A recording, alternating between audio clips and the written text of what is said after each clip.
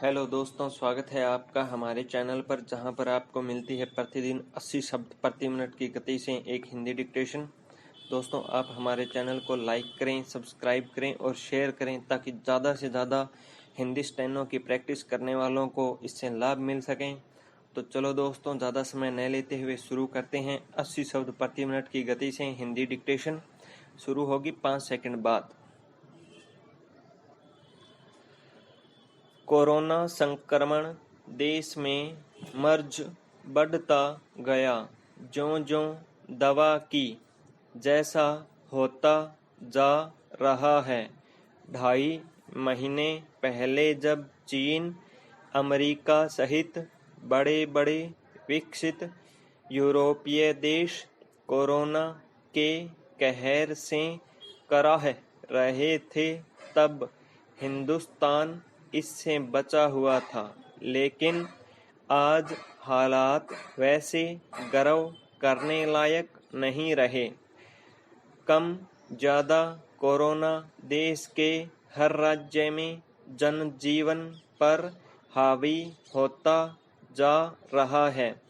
महाराष्ट्र, गुजरात, पश्चिम बंगाल, तमिलनाडु, दिल्ली, राजस्थान और उत्तर प्रदेश सारे राज्यों का एक सा हाल है। देश में हर दिन 3 से 4 हजार नए रोगी जुड़ रहे हैं और पिछले कुछ दिनों से औसतन रोजाना 100 व्यक्ति इसमें दम तोड़ रहे हैं। यानी कोरोना पर काबू के लिए विश्व के अन्य अनेक देशों से पहले लॉकडाउन जैसे प्रभावी पहल करने के बावजूद हम कोरोना के जाल में फंसते जा रहे हैं। 2 महीने पहले जहां हमारे लिए इंसानी जिंदगी सबसे महत्वपूर्ण थी, आज अर्थव्यवस्था ने उसमें बराबर की हिस्सेदारी कर ली है। कोई आश्चर्य नहीं होना चाहिए कि आने वाले दिनों में अमेरिका की तरह बाजार की बहबूदी हमारे लिए सबसे बड़ी हो जाए।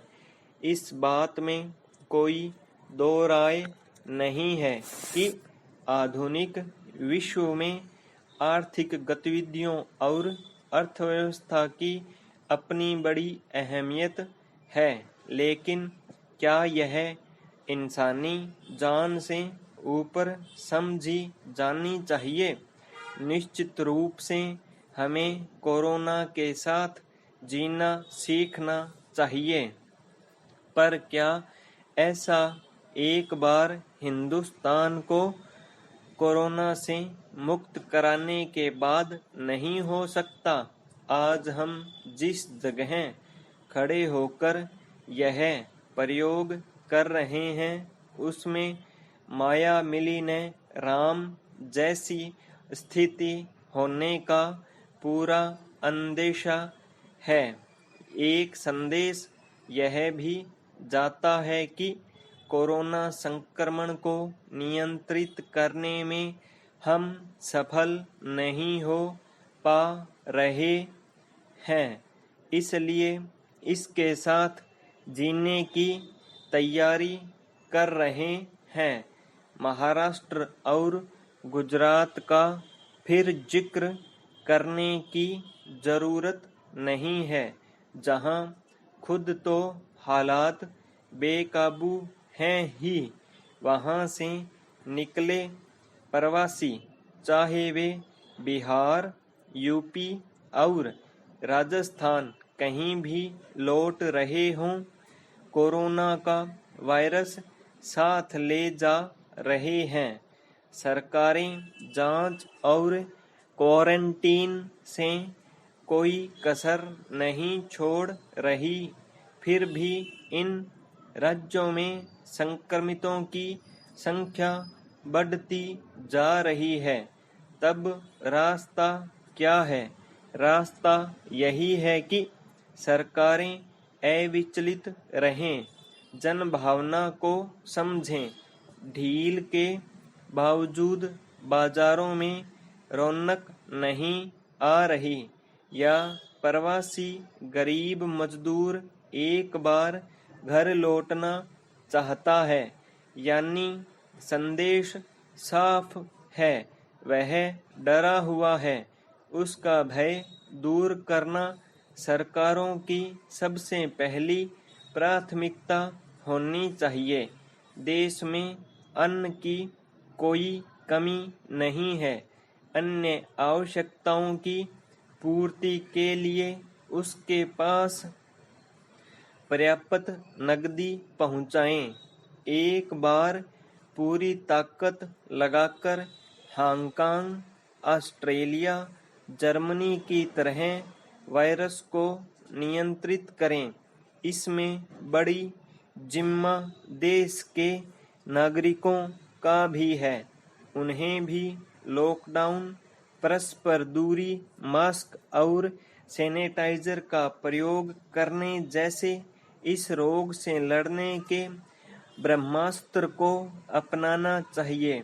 आज के हालात में इनसे दूरी आत्महत्या जैसी होगी।